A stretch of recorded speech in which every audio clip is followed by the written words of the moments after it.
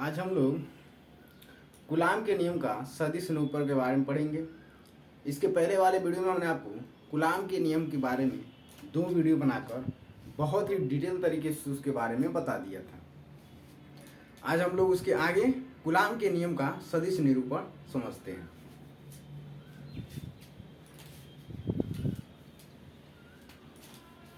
Heading क्या है?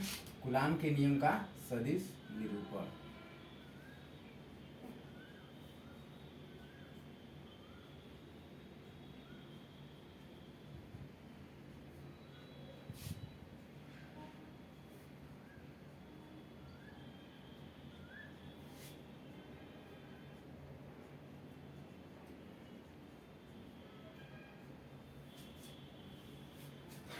Coulomb के नियम का सदिश निरूपण, यही हमारा हेडिंग है।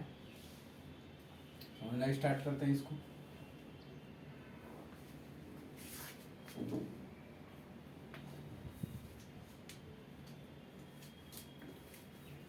कूलाम का नियम हमेशा 2 आवेशों के बीच में लगता है।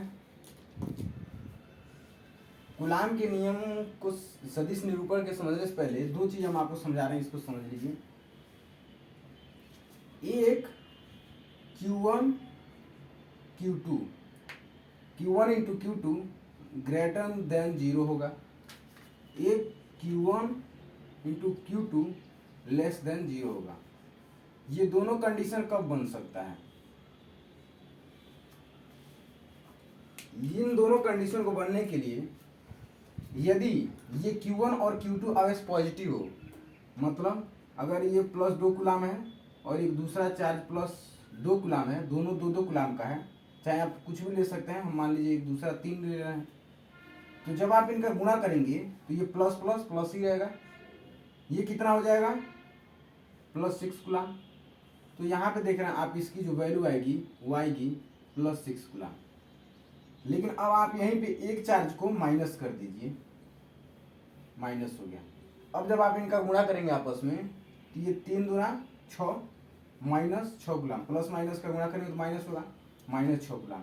ये इस नियम को फॉलो करता है कि -6 कूलाम मतलब 0 से बड़ा होगा, -6 0 से छोटा होगा और ये +6 0 से बड़ा होगा। यदि Q1 into Q2 greater than 0 है तो मतलब आवेश पॉजिटिव है।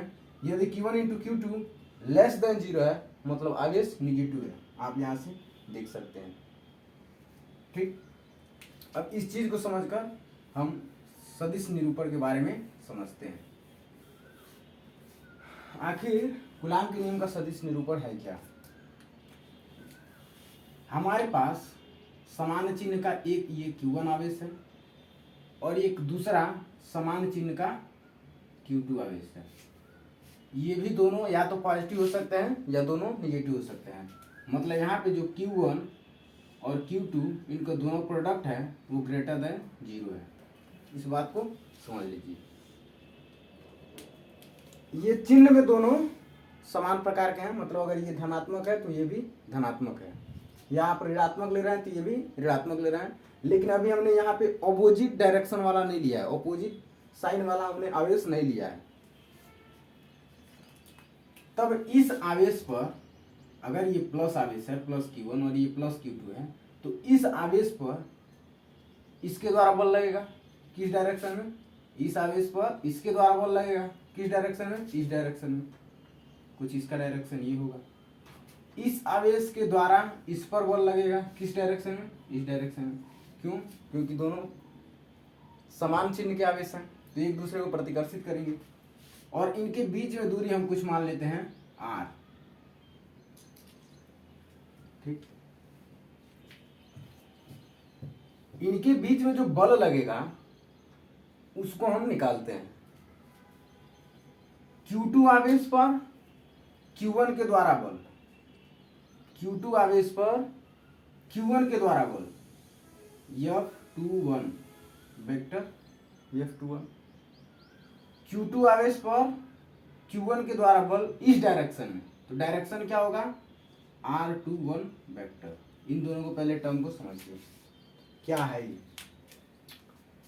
बल F21 मतलब जो बल लग रहा है इनके बीच में वो Q2 आवेश पर Q1 के कारण बल F21, दिशा क्या होगी, चूंकि ये आवेश इसको बल लगा रहा है उस डायरेक्शन में, तो इसकी जो दिशा होगी वो होगी Q2 से Q2 के तरफ Q1 के द्वारा, क्या Q2 के तरफ बल उस डायरेक्शन में लग रहा है, तो Q2 के तरफ Q1 के द्वारा, Q2 के तरफ Q1 के द्वारा।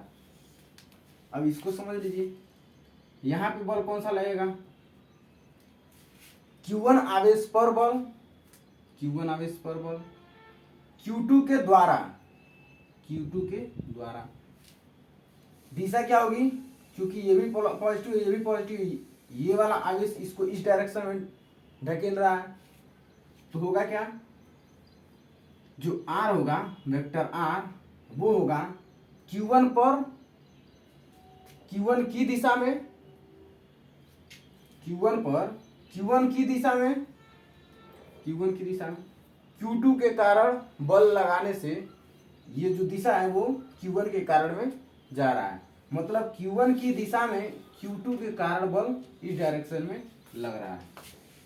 ये है इन दोनों का मतलब। अब आप इसको समझ गए होंगे। अब हम यहां से इसका डेरिवेशन करना स्टार्ट करते हैं। माना क्या, माना Q1 तथा Q2 दो समान प्रकार के या समान चिन्ह के, चिन्ह लिख लीजिए, समान चिन्ह के आवेश हैं तथा उनके बीच की दूरी R है। समान चिन्ह के दो आवेश हैं तथा उनके बीच की दूरी R है। तब आप यहां से पहले समझिए एकांक वेक्टर को, तब न लिख के लिखिए तथा उनके बीच में एकांक वेक्टर, एकांक वेक्टर इसका निकालेंगे तो क्या होगा, R21, अभी निकाल के हम बता रहे हैं, R21 कैप तथा R12 कैप, और दोनों का, दोनों सदिश का, यहां पे लिख लीजिए, दोनों सदिश का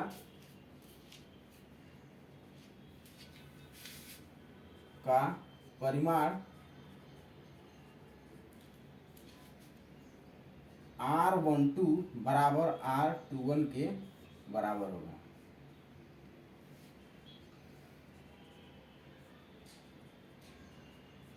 इसमें कुछ बहुत ज्यादा समझने वाला नहीं है, आपको हम एकांक वेक्टर इसका समझा दे रहे हैं। ठीक, आप एकांक वेक्टर कैसे निकालते हैं, आपको क्लास 11th में वेक्टर के बारे में जब पढ़ाया गया होगा तो वहां पे समझाया गया होगा, यदि हमारे पास ये कोई वेक्टर है R, तो जब इसका आप एकांक वेक्टर निकालते हैं तो किस चीजों से मिलकर बना है, तो ये जो वेक्टर R है ये दो चीजों से मिलकर बना है। एक तो R कैप, इसे यूनिट वेक्टर कहते हैं, इसे एकांक वेक्टर कहते हैं, और दूसरा इस एकांक वेक्टर में इसके परिमाण से मल्टीप्लाई किया गया है। मतलब ये जो वेक्टर है R, वेक्टर दो चीजों से मिलकर बना है, एक यूनिट वेक्टर एकांक वेक्टर R कैप, इसको R कैप पढ़ते हैं, और एक इसके परिमाण, इसके मॉडुलस, दोनों तरफ से ये खड़ी लाइन लगी है, इसका मतलब ये मॉडुलस होता है, मॉडुलस मतलब उसका परिमाण दिखाता है। एक छोटा सा इसको हम अपने तरीके से समझा रहे हैं, देखिए अगर समझ में आए तो अच्छी बात है। जैसे मान लीजिए ये हमारे पास एक वेक्टर है क्या R, कैसे आप समझ पाएंगे कि ये दो चीजों से मिलकर बना है। ये जो R कैप होगा, R कैप ये वाला, ये वेक्टर तो R हो गया, ये जो आर कैप होगा, हम इस डायरेक्शन पे ले, इस लाइन पे लेके समझा रहे हैं, ये जो आर कैप होगा ये सिर्फ और सिर्फ इसकी दिशा को बता रही है, लेकिन कितने में, इसका अगर एक यूनिट वेक्टर इतना लें तब, अगर इतना हम ये यूनिट वेक्टर लें तो सिर्फ इस यूनिट वेक्टर में ये बता रही है कि ये किस डायरेक्शन में है। अगर ये एक यूनिट वेक्टर लें, मतलब हम अपने तरीके से यह मान लें कि यह एक यूनिट है, तो ये जो यूनिट है ये सिर्फ इसकी डायरेक्शन को बता रही है, न कि इसके पूरे परिमाण को। और ये जो मॉडुलस आर है वो यहाँ से आप एक बार इसको लिए, इतना ही नाप का इधर लीजिए, फिर इतना ही नाप का इधर लीजिए, फिर इतना ही नाप का इधर लीजिए। अगर ये 4 बार हैं, ये जो मॉडुलस आर है ये 4 बार इसमें जुड़ा हुआ है, और जो 4 बार वाला डायरेक्शन है वो सिर्फ और सिर्फ आर कैप के द्वारा ही बताया जा रहा है कि ये जो 4 बार आपने आर लिया है, इसका जो इतना लंबाई है, अगर ये अगर 1 यूनिट होता, मतलब 1 मीटर होता, अगर इतना डायरेक्शन 1 मीटर, तो ये 4 मीटर हुआ। लेकिन 4 मीटर तो इसका परिमाण हो गया ना। 4 मीटर की दिशा को बताने के लिए आपने एक यूनिट वेक्टर आर कैप लिया है, जो यहीं पे शो कर दे रहा है कि इसकी डायरेक्शन किस दिशा में है। इस चीज को हमने समझाने का प्रयास किया। अब इसी चीज को हम यहाँ पे समझते हैं। यहाँ से जब आप आर कैप निकालेंगे, क्योंकि यहाँ पे दोनों के बीच में मल्टीप्लाई है, जब आप यहाँ से आर कैप निकालेंगे तो ये vector r upon modulus r बराबर आर कैप के बराबर हो जाएगा। यही चीज आपको समझना था। अब आप समझ गए होंगे। तो हम यहां से निकालना स्टार्ट करते हैं। क्या? तब क्या निकालना स्टार्ट करते हैं? हमको पता है कि R21 वेक्टर बराबर, R21 दो चीजों से मिलकर बना है। यहाँ पे देखिए क्या, R21 कैप मॉडुलस R21। यहां से जब आप R कैप की R21 कैप, इसकी आप अगर वैल्यू फाइंड करेंगे तो ये बीच में मल्टीप्लाई का साइन है, ये इधर से इधर आएगा तो इधर, इधर मल्टीप्लाई में इधर आएगा तो भाग में हो जाएगा, इधर गुणा में है इधर आएगा तो भाग में हो जाएगा,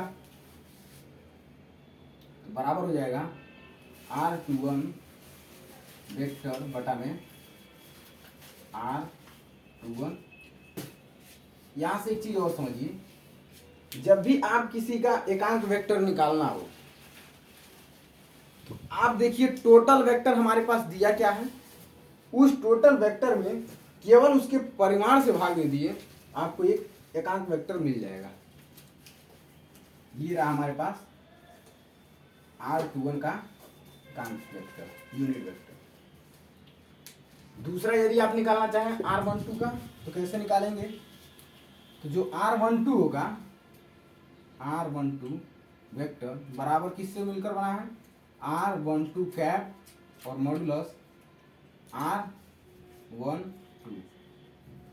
यहां से यदि आप निकालते हैं किसको, R12 कैप को, ये क्या मिलेगा आपको, ये जो R12 कैप निकालेंगे तो ये वाला इधर आएगा, ये हो जाएगा R12 वेक्टर बटे मॉडुलस R12।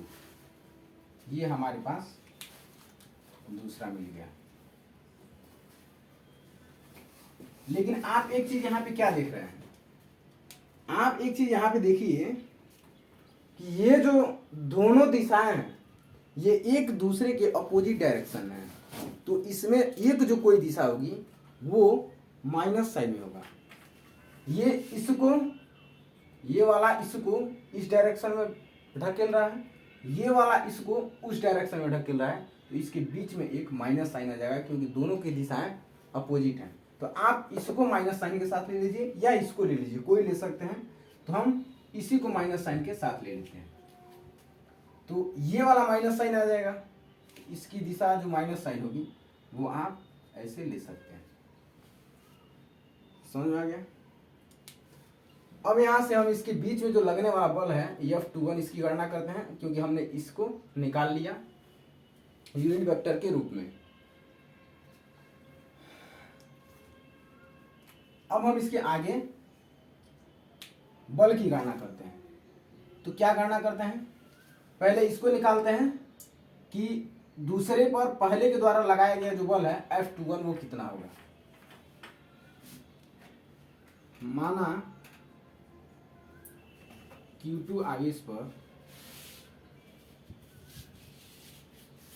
Q1 के द्वारा लगाया गया बल। यहाँ पे दो जगह माना हो जा रहा है, इसलिए इसको माना मत लिखिए, कुछ लिख लीजिए तब दोबारा लिख लीजिए। आपने ये यूनिट वेक्टर निकाल लिया, उसके बाद तब Q2 आवेश पर Q1 के द्वारा लगाया गया बल, Q2 आवेश पर Q1 के कारण लगाया गया जो बल होगा वो होगा F21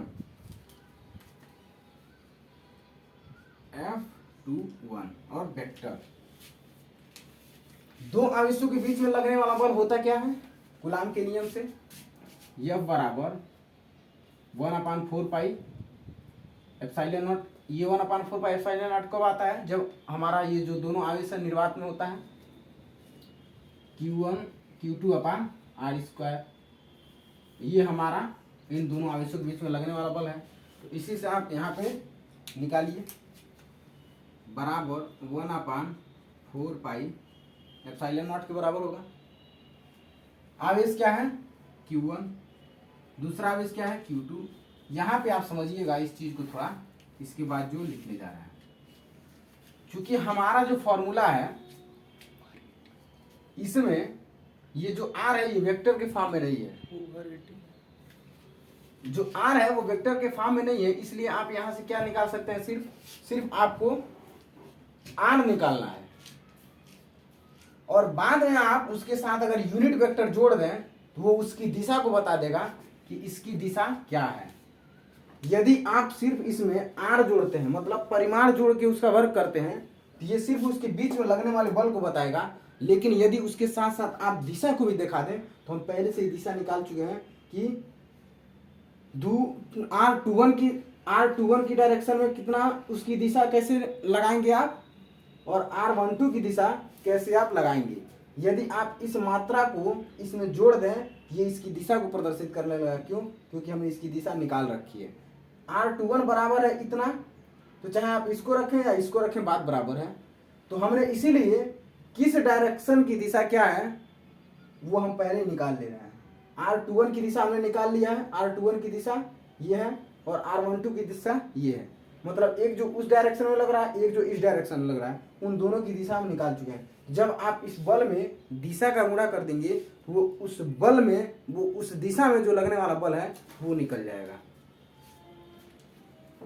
तब हम करते क्या है, चूंकि हम F21 निकाल रहे हैं तो डायरेक्शन भी क्या होगा F21 इसी डायरेक्शन में, तो उधर जो डायरेक्शन दिखा रहा है वो कौन सा है, ये डायरेक्शन। ऐसा मत सोचिएगा इधर जो बल लग रहा है इसका डायरेक्शन जो ये है वो ये दिखा रहा है, ये नहीं दिखा रहा है। इस पे जो बल लग रहा है इसके कारण लग रहा है, और किस डायरेक्शन में लग रहा है, उसी के डायरेक्शन में लग रहा है। तो बल जो है उसी के डायरेक्शन में लग रहा है, तो बल का मात्रा ये हो गया और दिशा का जो मात्रक है वो इधर हो गया। ठीक, R21 को हमने निकाला क्या है, R21 यहां से निकाला है। तो पहले हम सिर्फ इसका परिमाण लिखते हैं। दूसरी बात, अगर आप इसको मॉडुलस के फॉर्म में नहीं लिखना चाहते हैं तो भी कोई दिक्कत नहीं है, ये इसके परिमाण को ही व्यक्त करता है क्योंकि आपने इसके ऊपर वेक्टर नहीं लगाया है। तो आप चाहें तो यहाँ से हटा सकते हैं जिससे समझने में आसानी होगी। अब आप यहाँ पे इसकी मात्रा को क्या रखेंगे, क्योंकि हमारे फार्मूला में सिर्फ मात्रा है, इसका क्वांटिटी है, डायरेक्शन तो अभी दिया नहीं है। तो ये हो जाएगा R21 डायरेक्शन, और क्या है होल स्क्वायर, तो होल स्क्वायर R21 का होल स्क्वायर।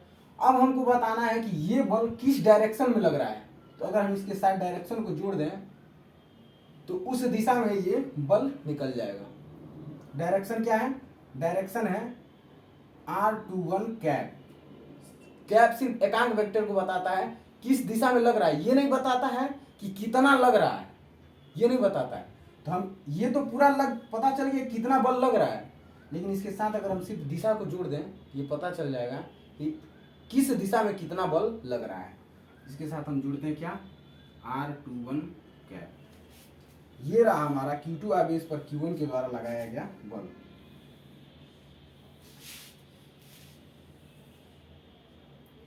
इसको हम समीकरण 1 मान लेते हैं। अब इसके आगे यहाँ पे हम इसको मिटाते हैं, ये आप समझ गए होंगे। इसको हम मिटाते हैं और यहीं पे समझाते हैं। ये हमारा एक इक्वेशन निकल गया जो कि Q2 आवेश पर Q1 के द्वारा लगाया गया बल है और उसी के दिशा में। दूसरा हम निकालते हैं कौन सा बल, ये वाला बल। तो फिर लिखते हैं, अभी तो हमने Q2 आवेश पर Q1 के द्वारा लगाया गया बल निकाले थे, अब हम निकालेंगे Q1 आवेश पर Q2 के द्वारा लगाया गया बल। यहां से Q1 आवेश पर Q2 के द्वारा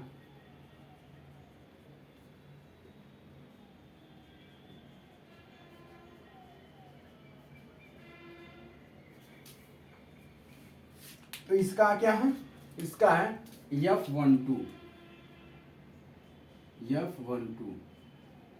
वेक्टर। फिर कूलाम के फार्मूला का यूज करेंगे, 1/4 pi epsilon not Q1 Q2। अब यहाँ पे फिर से बात समझनी है, ये इसकी मात्रा क्या होगी, इसकी दिशा क्या होगी। कूलाम के नियम में चूंकि हमारे पास सिर्फ मात्रा होती है, दिशा तो दिया नहीं होता है, तो इसकी जो मात्रा होगी वो R12 की जो मात्रा होगी, देखिए क्या है, R12 की यही तो मात्रा है। वेक्टर में इसके मात्रा से भाग दिए तो आपको यूनिट वेक्टर मिल गया है। तो मात्रा जो होगी वो होगी R12 का होल स्क्वायर। चूंकि कूलाम के नियम में होल स्क्वायर रहता है इसलिए हम होल स्क्वायर कर रहे हैं। दिशा क्या होगी, इसकी दिशा ये है एकांक वेक्टर, तो ये जो दिशा होगी R12 क्या है। लेकिन ये जो दिशा है, ये वाली दिशा वो अपोजिट डायरेक्शन में है, तो यहाँ पे माइनस साइन है। तो चाहे आप इधर माइनस साइन लगाएं या इधर माइनस साइन लगाएं, बात बराबर है, क्योंकि बराबर के दोनों तरफ राशियां बराबर है, क्वांटिटी बराबर है। तो हम इस बल की तरफ लगा ले रहे हैं। आप चाहे तो इधर भी लगा सकते हैं, कोई दिक्कत नहीं, बाद में आपको इधर ही दिखाना पड़ेगा। ये हो गया हमारा समीकरण नंबर 2। समीकरण नंबर 2 से आप ऑब्जर्वेशन कीजिए, क्या इसके जो दोनों तरफ आप देख रहे हैं ये मात्रा समान है।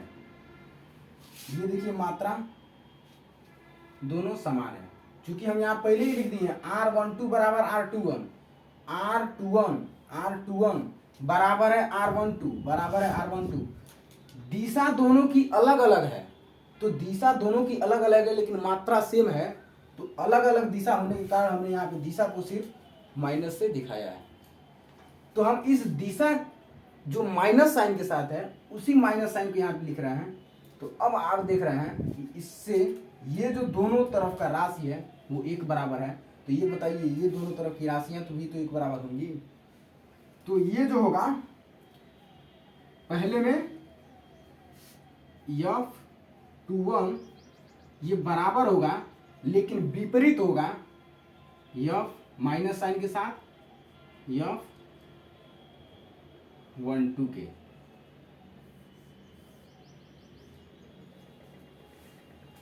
ये है कूलाम के नियम का सदिश निरूपण। मतलब इसके जो बीच में लगने वाला बल है वो मात्रा में तो समान होता है, जितना बल ये वाला आवेश इस पे लगा रहा है उतना ही बल ये वाला आवेश इस पे लगा रहा है, लेकिन ये वाला इस पर उस डायरेक्शन में लगा रहा है और ये वाला इस पर इस डायरेक्शन में लगा रहा है।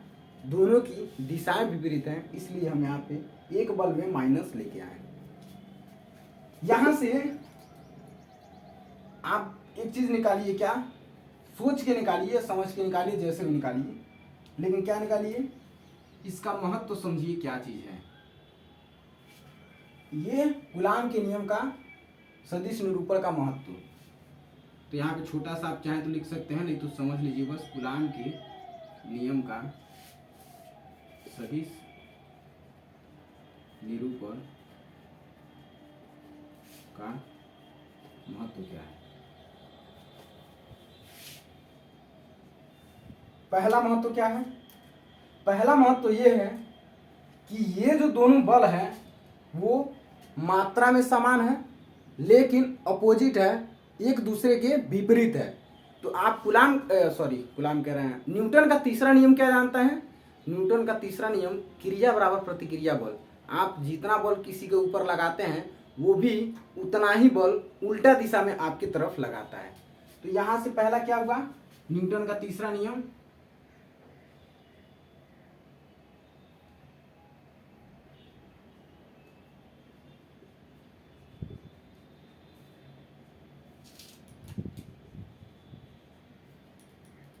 क्या है? क्रिया बराबर प्रतिक्रिया बल।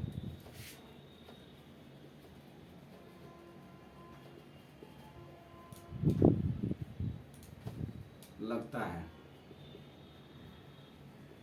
पहला तो ये हो गया। दूसरा ये जो दोनों आवेश है ये एक दूसरे के केंद्र पर बल लगाता है, इसलिए इसके बीच में जो लगने वाला बल है वो एक केंद्रीय बल है। तो दूसरा क्या लिख लीजिए आप? केंद्रीय बल लगता है। ये इसका दो इंपॉर्टेंस था। किताबों में बहुत लंबा चौड़ा दिया है, हमने शॉर्ट टर्म में आपको लिखवा दिया, बस आप समझ जाएंगे। ये था कूलाम के नियम का सदिश निरूपण। मैंने बहुत ही डिटेल में इसको समझा दिया, आप समझ गए होंगे।